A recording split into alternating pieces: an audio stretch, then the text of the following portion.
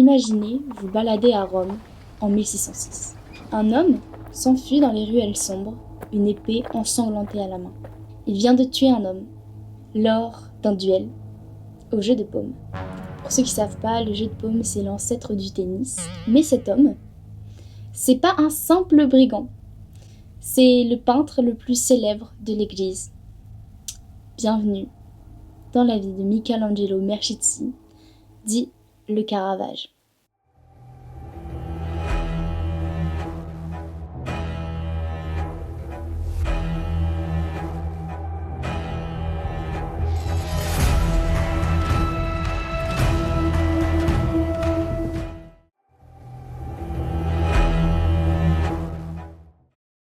Bon, pour comprendre un peu tout ce qui s'est passé jusqu'à cet endroit précis de l'histoire, on va remonter en 1571.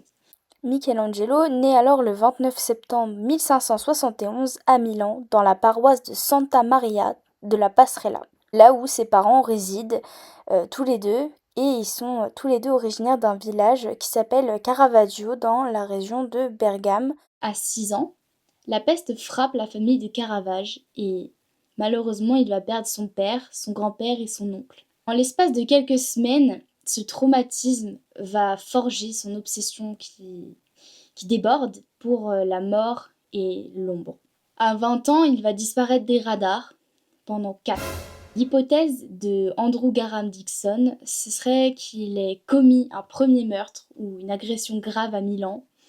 Et comme cette information n'est pas vérifiée à 100%, ça expliquerait pourquoi il a disparu, mais rien n'est vraiment sûr. C'est la joie du montage qui vous parle et je me rends compte que j'ai totalement oublié de vous présenter en soi qui est le Caravage. Il a créé entre guillemets le mouvement du clair-obscur qui est donc un mouvement artistique très reconnaissable. On va dire que le style de Caravage on le reconnaît directement sur ses tableaux. C'était un artiste qui était énormément critiqué par ses confrères peintres, notamment ceux qu'on appelle les maniéristes qui étaient donc des peintres qui venaient d'une école qui cherchaient à sublimer la réalité à travers l'art, ce que Caravage, lui, ne faisait absolument pas, il faisait exactement tout le contraire. Il cherche à montrer la réalité, le peuple qui souffre, la cruauté des bas-fonds de Rome.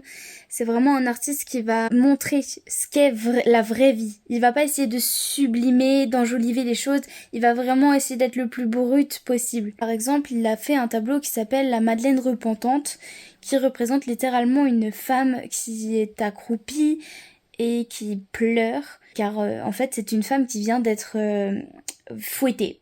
Et donc elle est en train de vraiment montrer de la honte, elle exprime de la honte, et Caravage va le peindre extrêmement bien. Il est fort, même pour retranscrire les émotions et qu'on voit à travers le tableau ce que la femme peut ressentir.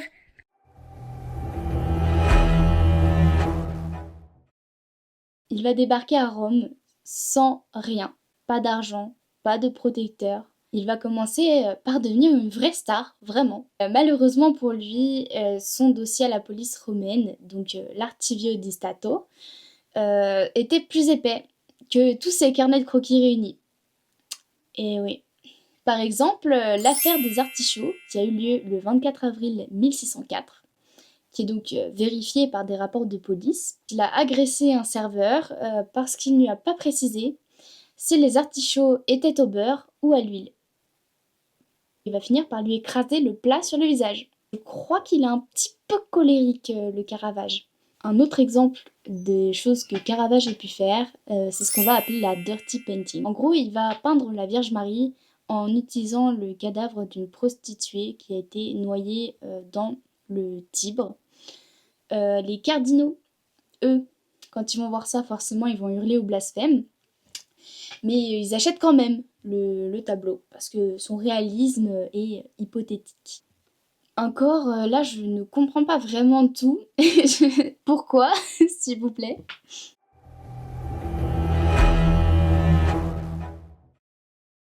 Là, on va passer à la partie beaucoup plus intéressante. Je pense celle aussi pourquoi beaucoup d'entre vous ont cliqué sur la vidéo. C'est donc le meurtre de Tomassoni. Rappelez-vous ce que je vous ai dit tout à l'heure. On parlait du jeu de paume. On pourrait penser que l'embrouille a eu lieu uniquement parce que l'un des deux a perdu au jeu de paume. La version officielle, celle qu'on raconte dans tous les livres, eh bien, elle est un peu fausse. Quand on creuse dans les rapports de police, surtout de l'époque, on va se rendre compte que le score du match, c'était juste une excuse. En réalité, ce duel, c'était pas un accident. Ranucci Tommasoni, la victime, n'était pas un joueur de paume du dimanche. C'est pas son truc. Et donc, c'est vraiment pas crédible. C'était plutôt un chef de gang local. Une sorte de protecteur de prostituées. Et Caravage, dans tout ça, vous allez me dire, c'est quoi le lien avec Tommasoni? Et Caravage, il traînait un petit peu trop avec les filles de Tommasoni. Voilà, il était un petit peu trop proche d'elle, notamment d'une certaine Philide Mélandroni, qui était donc sa muse qu'on voit sur certains de ses tableaux. Donc voilà, ça a créé une sorte de rivalité entre les deux, ce qui explique pourquoi ils ont voulu en finir aux mains. Cette embrouille donc est une embrouille de territoire, d'ego et de protection de femmes, un petit peu plusieurs choses qui se mélangent en tout cas. Selon Andrew Graham Dixon, le 28 mai 1606, il se retrouve sur un terrain, donc le fameux terrain de jeu de paume, et le ton monte par une faute de jeu. Donc Caravage va essayer de blesser Tommasoni à l'aine. Pourquoi l'aine? Parce que c'était une façon, on va dire, classique à l'époque de castrer son adversaire. Sauf qu'il va se rater de quelques centimètres et il va lui trancher l'artère fémorale. Donc Tommasoni va se vider de son sang en quelques minutes sur la terre battue du terrain de jeu de paume.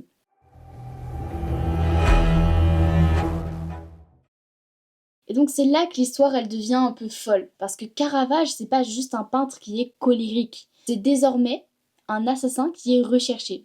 Parce que le pape, après avoir appris l'accident qui s'est produit, va prononcer ce qu'on appelle le bando capitale. Et donc, notez bien ce que c'est. C'est pas simplement une condamnation à mort, mais c'est plutôt une invitation au meurtre. Voilà. N'importe qui est libre de le décapiter, et c'est légal, hein, et donc de ramener sa tête pour toucher une prime. Vous vous en doutez, Caravage, après cette annonce, il va devenir totalement paranoïaque.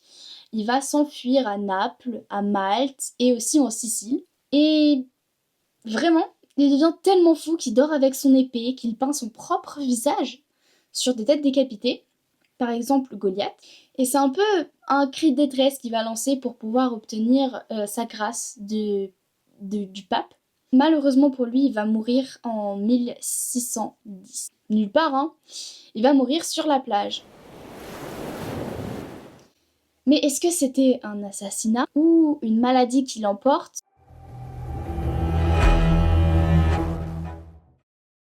Eh bien en fait, selon les chercheurs qui ont donc analysé ces restes qui étaient à Porto Ercole en 2010. Grâce à ses dents, des dents retrouvées en même temps que sa dépouille par des chercheurs italiens, des dents confiées aux experts marseillais du laboratoire de paléomicrobiologie. Voici donc la prémolaire du célèbre peintre coupée en deux. Résultat, point de trace de paludisme ou de syphilis, mais la découverte d'un staphylocoque doré contracté après une blessure. Le maître italien était un habitué des duels, rixes et bagarres. Avec une fiabilité de 85%, ils ont trouvé qu'il y avait des taux énormes de plomb. Donc ça c'est dû au fait qu'il peignait.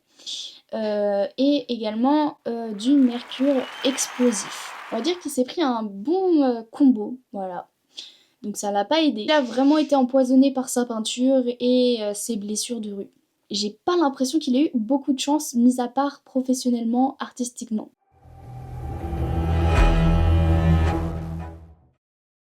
Pour conclure, Caravage, il est mort seul quelques jours avant que le pape lui donne sa grâce, celle qu'il attendait tant en fait. Pour juste ne plus avoir des assassins au cul tous les jours. C'est l'homme qui a mis la lumière au milieu des ténèbres, mais qui a jamais réussi à sortir des siennes.